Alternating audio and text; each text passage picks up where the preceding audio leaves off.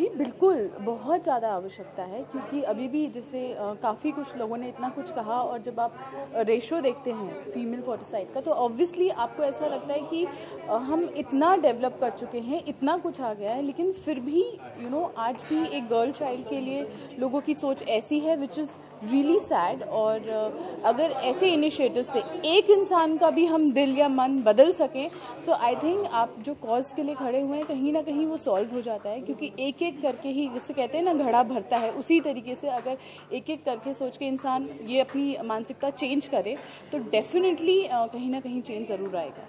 लगता है कि एजुकेशन की वजह से पढ़ाई लिखाई सुपरबल नहीं है। जी बिल्कुल, क्योंकि आज भी उन्हें लगता है कि लड़कियां लाइबिलिटीज़ हैं, जबकि ऐसा बिल्कुल नहीं है। उन्हें लगता है कि बेटा ही उनका ख्याल रखेगा जब वो बूढ़े हो जाएंगे, तो ऐसा भी बिल्कुल नहीं है। मैंने ऐसी बहुत फैमिलीज़ देखी है जहां लड़के छोड़ देते हैं अपने पेरेंट्स को और फिर लड़कियां संभाल रही होती हैं।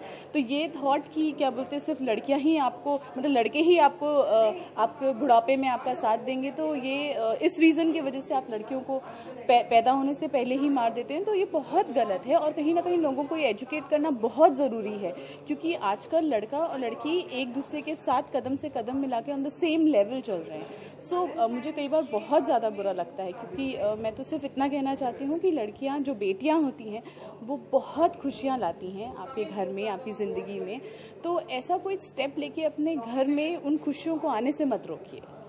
मैम देखा जाए तो फिर ये भी है, शहरों में तो ये सब बातें नहीं होती हैं, गाँव में ये सब होती है, तो इन्हें रोकने के लिए क्या कदम उठाने चाहिए? मुझे लगता है जैसे वही एजुकेशन बहुत ज़रूरी है, लोगों को ये समझाना बहुत ज़रूरी है। और आप सही बोल रहे हैं, मैं तो ये कहीं ना कहीं ये बिलीव करती हूँ ना सिर्फ शहरों में बल्कि गाँव में और शहरों में दोनों जगह ऐसा हो गया है कि अब लोग ये सोचते हैं कि नहीं लड़की है तो नहीं चाहिए, हमें बेटा चाहिए, जो मुझे बिल्कुल समझ नहीं आता है। क्यों लोग ये नहीं समझते कि अगर लड़कियां नहीं होंगी तो आपको कल आपका बेटा जो है वो आपका वंश आगे कैसे बढ़ाएगा, क्योंकि बेटी तो है नहीं।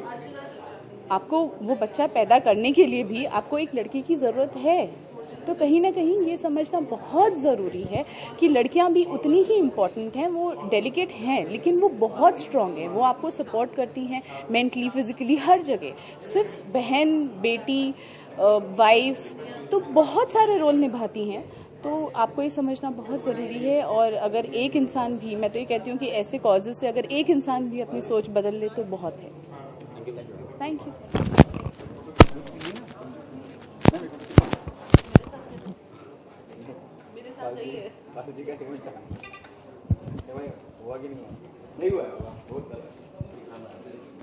देखिए, मैं खुद हैरान हुआ जब मुझे ये कहा गया कि इस तरह का प्रोग्राम है और बेटी के लिए बात करनी है, तो मैं खुद हैरान था इस बात को लेकर कि बेटी होनी चाहिए, इसके ऊपर विवाद क्यों है और क्यों डिस्कस किया जाए। बेटी तो हिस्सा है, हम इंसान का एक रूप है, तो उसे कैसे हम ख़त्म कर सकते हैं। तो ये सोच ही मुझे नहीं जम रही, इसलिए मैं साथ में जोड़ा इनके। और मेरी अपील रहेगी सब लोगों से कि इस तरह न सोचें कि बेटी की वजह से आपका सर झुक रहा है या बेटी की वजह से आपको प्रॉब्लम आ रही है। क्यों ना हम ये सोचें कि बेटी की वजह, जिस प्रॉब्लम की वजह से, जिस प्रॉब्लम में ये मजबूर कर दिया है कि हम ये सोचें कि हमें बेटी नहीं चाहिए, तो क्यों ना हम उस प्रॉब्लम को ख़त्म करने का सोचें। और वो प्रॉब्लम सबसे बड़ा है दहेज, और दहेज के साथ जुड़ा हुआ पैसा। तो क्यों ना हम आपस में बैठ के गाँव की पंचायतें हैं वो आपस में बैठ के फैसला कर सकती हैं कि हम ना दहेज देंगे ना दहेज लेंगे, तो प्रॉब्लम सॉल्व होगी। तो मुझे लगता है कि हमें बेहतर ये होगा कि हम इन मुद्दों के ऊपर ज़्यादा डिस्कस करें रादर देन बेटी के ऊपर। बेटी हमारे सोसाइटी का हिस्सा है, हमारे घर का हिस्सा है, हमारे देश का हिस्सा है। इसका ना होना ये कोई बहुत बढ़िया संकेत नहीं है, तो इसके लिए हमें नहीं सोचना चाहिए। मेरी मुबारकबाद रहेगी गवर्नमेंट के लिए, जिन्होंने एक स्कीम शुरू की है कि जहाँ बच्चियाँ पैदा होती हैं वहाँ कुछ पैसे मिलते हैं, जो जब वो बड़ी हो जाती है वो पैसे मल्टीप्लाई होकर उस घर को दिए जाते हैं। तो मुझे लगता है ऐसे ही सोशल लोग जो हैं, सोसाइटी है, वो भी साथ में जुड़े, इस तरह की कुछ करे और सुविधा मिल जाए ऐसे लोगों को। तो मुझे लगा कि ये बहुत अच्छी बात है।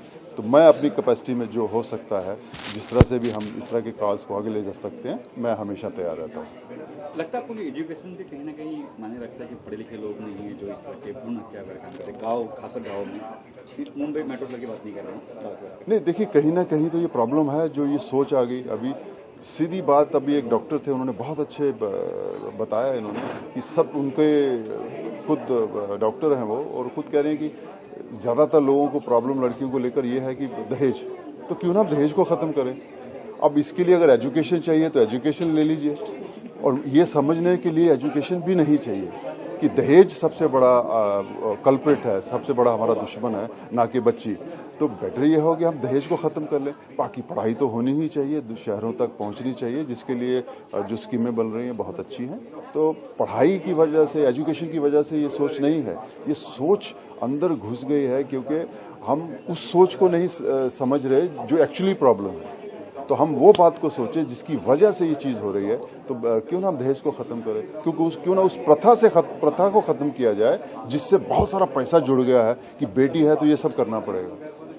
इसको ठीक करते हैं हम लोग, तो इसके लिए एजुकेशन की ज़रूरत नहीं है, हम और आप बैठ के कर सकते हैं। तो मेरी अपील रहेगी इस बात पे सोचें हम लोग। Thank you sir. नहीं मतलब है, अभी भी है ये, लेकिन ये अगर रूरल में जाएं, गांव में, छोटे गांव में जाएं जहां पर कि ये सब जाहिलियत है, अभी भी लोग ऐसा सोचते हैं, तो मैं समझता हूं बहुत अच्छा होगा। एक कैंपेन करना चाहिए और उसमें हम मीडिया के लोग भी हम लोग जाएं, हम लोगों को बुलाएं, हम बिल्कुल जाने के लिए तैयार हैं, 1 या 2 दिन देने के लिए हमको, ताकि लोगों को समझाएं कि भैया बेटी क्या होती है, बेटी के बिना संसार ही नहीं, बेटी के बिना घर ही नहीं है, सब सूना है, कुछ भी नहीं है, बिना मतलब आप सोच भी नहीं सकते हैं कि मेरी तो समझ में एक बात नहीं आती है कि जिसकी वजह से ताजों तक भी बिक जाते हैं, जिसकी वजह से पता नहीं क्या क्या हो जाता है, कितने खून खराबे भी हो जाते हैं, सारी चीज़ें होती हैं।